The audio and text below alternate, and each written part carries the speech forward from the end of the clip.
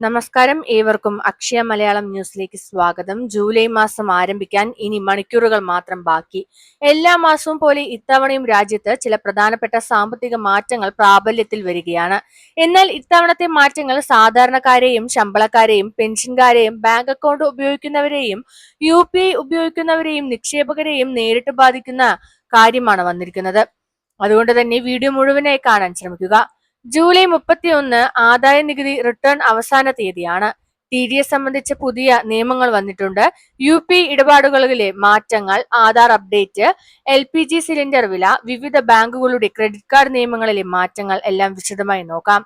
ആദ്യം തന്നെ ആദായ നികുതി റിട്ടേൺ സമർപ്പിക്കാനുള്ള അവസാന തീയതി 2025-26 സാമ്പത്തിക വർഷവുമായി ബന്ധപ്പെട്ട ആദായ നികുതി റിട്ടേൺ സമർപ്പിക്കാനുള്ള അവസാന തീയതി 2026 ജൂലൈ 31 ശമ്പളക്കാരും പെൻഷൻകാരും വാങ്ങുന്നവരും മറ്റ് നികുതി ബാധകമായ വരുമാനമുള്ളവരും ഈ തീയതിക്ക് മുമ്പ് റിട്ടേൺ സമർപ്പിക്കണം. പലരും കരുതുന്നത് ശമ്പളത്തിൽ നിന്ന് TDS പിടിച്ചിട്ടുണ്ടെങ്കിൽ ITR നൽകേണ്ടതില്ല എന്നതാണ്. എന്നാൽ അത് ശരിയല്ല. പിടിച്ച നികുതിയുടെ റീഫണ്ട് ലഭിക്കാനും ഭാവിയിൽ ലോൺ എടുക്കാനും വിസ അപേക്ഷകൾക്കും വരുമാന രേഖയായി ഉപയോഗിക്കാനുമെല്ലാം ITR വളരെ പ്രധാനമാണ്. അതുകൊണ്ട് അവസാന ദിവസം വരെ കാത്തിരിക്കാതെ നേരത്തെ ഫയൽ ചെയ്യുന്നത് നല്ലതാണ്.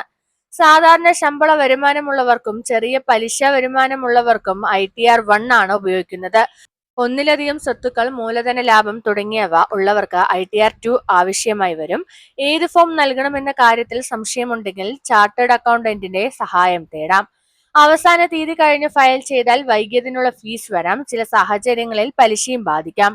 ചില നികുതി ആനുകൂല്യങ്ങളും നഷ്ടമാകാൻ സാധ്യതയുണ്ട്. അതുകൊണ്ട് അവസാന നിമിഷം വരെ കാത്തിരിക്കരുത്. രണ്ടാമത്തതായി TDSന്റെ പുതിയ നിയമങ്ങൾ നോക്കാം. ഇനി TDS സംബന്ധിച്ച കാര്യങ്ങൾ എന്തെല്ലാമാണെന്ന് നോക്കാം.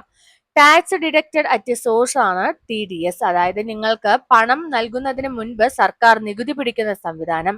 ബാങ്ക് പലിശ, വാടക, പ്രൊഫഷണൽ ഫീസ്, കോൺട്രാക്ട് പേയ്മെന്റ് ഇവിടെയൊക്കെ TDS ബാധകമായേക്കാം. സാധാരണക്കാരെ ഇത് എങ്ങനെ ബാധിക്കുമെന്ന് നോക്കാം. ബാങ്ക് FD ഉള്ളവർ, വലിയ പലിശ വരുമാനമുള്ളവർ, പ്രൊഫഷണൽ സേവനം ചെയ്യുന്നവർ, കരാർ ജോലിക്കാർ ഇവർ എല്ലാവരും TDS ശരിയായി പിടിച്ചിട്ടുണ്ടോ എന്ന് പരിശോധിക്കണം. ഫോം 26AS, AIS എന്നിവ പരിശോധിക്കുന്നത് നല്ലതാണ്. TDS അധികമായി പിടിച്ചിട്ടുണ്ടെങ്കിൽ ITR ഫയൽ ചെയ്യുമ്പോൾ റീഫണ്ട് ആവശ്യപ്പെടാം. അതുകൊണ്ട് റിട്ടേൺ സമർപ്പിക്കുന്നത് വളരെ പ്രധാനമാണ്. മൂന്നാമത്തതായി UPI ഇടപാടുകളിലെ പുതിയ നിയമങ്ങൾ നോക്കാം. ഇനി UPI ഉപയോഗിക്കുന്നവർക്ക് ഒരു പ്രധാന വാർത്തയാണ് വന്നിരിക്കുന്നത്. ജൂലൈ 1 മുതൽ UPI സേവനങ്ങളിൽ ചില പുതിയ നിയന്ത്രണങ്ങൾ നിലവിൽ വരുന്നു. ഉപയോക്താക്കൾ വളരെ കുറഞ്ഞ സമയത്തിനുള്ളിൽ പലതവണ ബാങ്ക് ബാലൻസ് പരിശോധിക്കുന്നതും അക്കൗണ്ട് വിവരങ്ങൾ ആവർത്തിച്ച് പരിശോധിക്കുന്നതും സിസ്റ്റത്തിന് അധിക സമ്മർദ്ദം സൃഷ്ടിക്കുന്നതായി കണ്ടെത്തിയിട്ടുണ്ട്. ഇത് ഒഴിവാക്കുന്നതിനായി ചില സാങ്കേതിക നിയന്ത്രണങ്ങൾ നടപ്പാക്കുന്നു. അതിനാൽ അനാവശ്യമായി പലതവണ ബാലൻസ് പരിശോധിക്കുന്നത് ഒഴിവാക്കുക.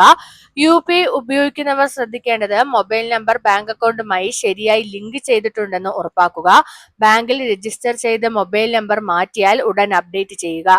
UPI പിൻ ആരുമായും പങ്കുവെക്കരുത്. OTP ഒരിക്കലും മറ്റൊരാൾക്ക് പറയരുത്. ഇനി ആധാർ കാർഡിനെ കുറിച്ചുള്ള ഒരു പ്രധാന അറിയിപ്പ് വന്നിട്ടുണ്ട്. ആധാർ വിവരങ്ങൾ ഓൺലൈനായി സൗജന്യമായി അപ്ഡേറ്റ് ചെയ്യാനുള്ള സൗകര്യം ജൂലൈ 1 മുതൽ അവസാനിക്കുകയാണ്. അതിനുശേഷം ചില വിവരങ്ങൾ അപ്ഡേറ്റ് ചെയ്യാൻ ഫീസ് ഈടാക്കും. നിങ്ങളുടെ പേര്, മേൽവിലാസം, ജനനതീയതി തുടങ്ങിയ വിവരങ്ങളിൽ തിരുത്തൽ ആവശ്യമുണ്ടെങ്കിൽ വൈകാതെ ചെയ്യുന്നത് നല്ലതാണ്. ഓഫ്ലൈനായി അപ്ഡേറ്റ് ചെയ്യുമ്പോൾ നിലവിലുള്ള ഫീസ് തുടരാം. അപ്പോൾ നിങ്ങൾ ഈ കാര്യങ്ങൾ എത്രയും പെട്ടെന്ന് ശ്രദ്ധിച്ച് ചെയ്യേണ്ടതാണ്. ഇതുവരെ നമ്മൾ ആദായ നികുതി return, TDS, UPI, Aadhaar update എന്നിവയെ കുറിച്ച് വിശദമായി മനസ്സിലാക്കി. ഇനി അഞ്ചാമത്തതായി ഓരോ മാസവും 1-ാം തീയതിയാണ് എണ്ണ കമ്പനികൾ LPG സിലിണ്ടറിന്റെ വില പരിശോധിക്കുന്നത്. LPG സിലിണ്ടറിന്റെ വില മാറുമോ എന്ന് നോക്കാം. അതുകൊണ്ട് ജൂലൈ 1-നും പുതിയ വില പ്രഖ്യാപിക്കാൻ സാധ്യതയുണ്ട്. വാണിജ്യ ആവശ്യങ്ങൾക്കുള്ള 19 കിലോ സിലിണ്ടറിനും ഗാർഹിക ആവശ്യങ്ങൾക്കുള്ള 14.2 കിലോ സിലിണ്ടറിനും വിലയിൽ മാറ്റമുണ്ടാകുമോ എന്ന് എല്ലാവരും കാത്തിരിക്കുകയാണ്. അതുകൊണ്ട് സിലിണ്ടർ ബുക്ക് ചെയ്യാൻ ആലോചിക്കുന്നവർ ജൂലൈ 1-ലെ പുതിയ നിരക്ക് ശ്രദ്ധിക്കുന്നത് നല്ലതാണ്. ഇത് അന്താരാഷ്ട്ര ക്രൂഡ് ഓയിൽ വിലയും സർക്കാർ തീരുമാനങ്ങളും ആശ്രയിച്ചായിരിക്കും. അതുകൊണ്ട് വില കൂടുമോ എന്നത് മുൻകൂട്ടി ഉറപ്പിക്കാൻ പറയാൻ കഴിയില്ല. അതിനാൽ ഔദ്യോഗിക പ്രഖ്യാപനം വന്ന ശേഷമേ നിരക്കുകൾ വിശ്വസിക്കേണ്ടതുള്ളൂ. ഇനി ആറാമത്തെ കാര്യം, SBI ക്രെഡിറ്റ് കാർഡ് ഉപയോക്താക്കൾ ശ്രദ്ധിക്കുക. ഇനി സ്റ്റേറ്റ് ബാങ്ക് ഓഫ് ഇന്ത്യയുടെ ക്രെഡിറ്റ് കാർഡ് ഉപയോഗിക്കുന്നവർക്ക് പ്രധാന അറിയിപ്പ്. ജൂലൈ 15 മുതൽ ചില SBI ക്രെഡിറ്റ് കാർഡുകളിലെ കോംപ്ലിമെന്ററി എയർ ആക്സിഡന്റ് ഇൻഷുറൻസ് ആനുകൂല്യം അവസാനിപ്പിക്കുന്നതായി അറിയിച്ചിട്ടുണ്ട്. ഇതിന്റെ അർത്ഥം എന്താണ്?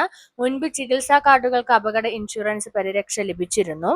എന്നാൽ ജൂലൈ 15 മുതൽ ചില കാർഡുകളിൽ ഈ സൗകര്യം ലഭിക്കില്ല. അതുകൊണ്ട് SBI ക്രെഡിറ്റ് കാർഡ് ഉപയോഗിക്കുന്നവർ തങ്ങളുടെ കാർഡിന് ഈ മാറ്റം ബാധകരമാണോ എന്ന് പരിശോധിക്കണം.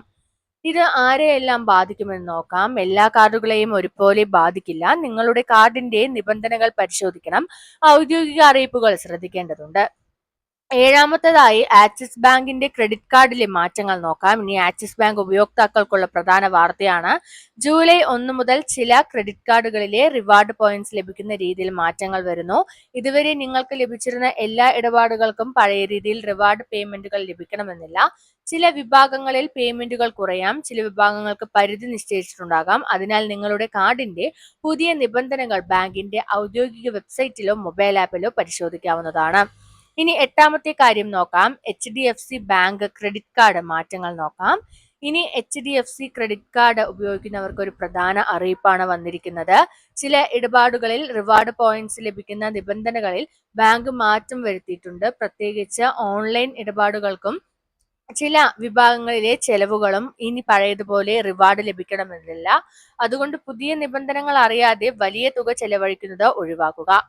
ഒൻപതാമത്തേതായി മറ്റ് ബാങ്കുകളിലെ മാറ്റങ്ങൾ നോക്കാം. മറ്റ് ചില ബാങ്കുകളും തങ്ങളുടെ ക്രെഡിറ്റ് കാർഡ് സേവനങ്ങളിൽ ചെറിയ മാറ്റങ്ങൾ പ്രഖ്യാപിച്ചിട്ടുണ്ട്. Annual fee, reward program, cash back, insurance benefits, airport luggage access ഇതുപോലുള്ള ആനുകൂല്യങ്ങളിൽ മാറ്റങ്ങൾ വന്നിട്ടുണ്ട് എന്ന് പരിശോധിക്കുന്നത് നല്ലതാണ്. ഇനി ഏറ്റവും പ്രധാനപ്പെട്ട കാര്യം, ജൂലൈ 1 മുതൽ വരുന്ന എല്ലാ മാറ്റങ്ങളും എല്ലാവരെയും ഒരുപോലെ ബാധിക്കണമെന്നില്ല. ഉദാഹരണത്തിന് ITR ഫയൽ ചെയ്യുന്നവരെ ആദായ നികുതി നിയമങ്ങൾ ബാധിക്കും. UPI ഉപയോഗിക്കുന്നവരെ പുതിയ സാങ്കേതിക നിയന്ത്രണങ്ങൾ ബാധിക്കും. ക്രെഡിറ്റ് കാർഡ് ഉപയോഗിക്കുന്നവരെ അതത് ബാങ്കിന്റെ പുതിയ നിബന്ധനകൾ ബാധിക്കും. LPG ഉപയോഗിക്കുന്നവരെ എല്ലാവരെയും പുതിയ വില ബാധിക്കും. അതുകൊണ്ട് നിങ്ങൾക്ക് ബാധകമായ മാറ്റങ്ങൾ മാത്രം ശ്രദ്ധിച്ചാൽ മതി. സാധാരണക്കാർ ചെയ്യേണ്ട 10 കാര്യങ്ങൾ പറയാം. ജൂലൈ മാസം തുടങ്ങുന്നതിന് മുൻപ് ഈ കാര്യങ്ങൾ നിർബന്ധമായും ചെയ്യുക. ആദായ നികുതി റിട്ടേൺ ഫയൽ ചെയ്യാനുള്ള രേഖകൾ തയ്യാറാക്കുക. പാൻ, ആധാർ വിവരങ്ങൾ പരിശോധിക്കുക. ബാങ്ക് അക്കൗണ്ടിലെ മൊബൈൽ നമ്പർ ശരിയാണെന്ന് ഉറപ്പാക്കുക. UPI പിൻ സുരക്ഷിതമായി സൂക്ഷിക്കുക. LPG വില ജൂലൈ 1 പരിശോധിക്കുക. ക്രെഡിറ്റ് കാർഡ് നിബന്ധനകളിൽ മാറ്റമുണ്ടോ എന്ന് ബാങ്കിൽ നിന്ന് ഉറപ്പാക്കുക. റിവാർഡ് പോയിന്റ്സ് ഉപയോഗിക്കാനുണ്ടെങ്കിൽ പുതിയ നിയമങ്ങൾ വായിക്കുക. ഫോം 26AS പരിശോധിക്കുക. TDS പിടിച്ചിട്ടുണ്ടോ എന്ന് ഉറപ്പാക്കുക. അവസാന ദിവസത്തേക്ക് ഒന്നും മാറ്റിവെക്കരുത്. ജൂലൈ മാസം ആരംഭിക്കുമ്പോൾ വരുന്ന ഇത്തരം സാമ്പത്തിക മാറ്റങ്ങൾ പലപ്പോഴും ചെറിയ വാർത്തകളായി നമ്മൾ കാണാറുണ്ട്. പക്ഷേ ഈ മാറ്റങ്ങൾ കൃത്യമായി അറിയാത്തതിനാൽ പിന്നീട് പലർക്കും സാമ്പത്തിക നഷ്ടം സംഭവിക്കാറുണ്ട്. അതുകൊണ്ട് ഔദ്യോഗിക അറിയിപ്പുകൾ ശ്രദ്ധിക്കുകയും ആവശ്യമായ നടപടികൾ സമയത്ത് സ്വീകരിക്കുകയും ചെയ്യുക. ഈ വീഡിയോ നിങ്ങൾക്ക് ഉപകാരപ്രദമായെങ്കിൽ ലൈക്ക് ചെയ്യുക. നിങ്ങളുടെ കുടുംബാംഗങ്ങൾക്കും സുഹൃത്തുക്കൾക്കും ഈ വിവരം എത്തിക്കാൻ വീഡിയോ ഷെയർ ചെയ്യുക. ഇതുപോലുള്ള ഏറ്റവും പുതിയ സർക്കാർ പദ്ധതികൾ, ബാങ്കിംഗ് വാർത്തകൾ, റേഷൻ പെൻഷൻ, സാമ്പത്തിക മാറ്റങ്ങൾ എന്നിവ അറിയാൻ നമ്മുടെ ചാനൽ സബ്സ്ക്രൈബ് ചെയ്യാനും ബെല്ലൈക്കൺ എനേബിൾ ചെയ്യാനും മറക്കരുത്. നന്ദി, നമസ്കാരം.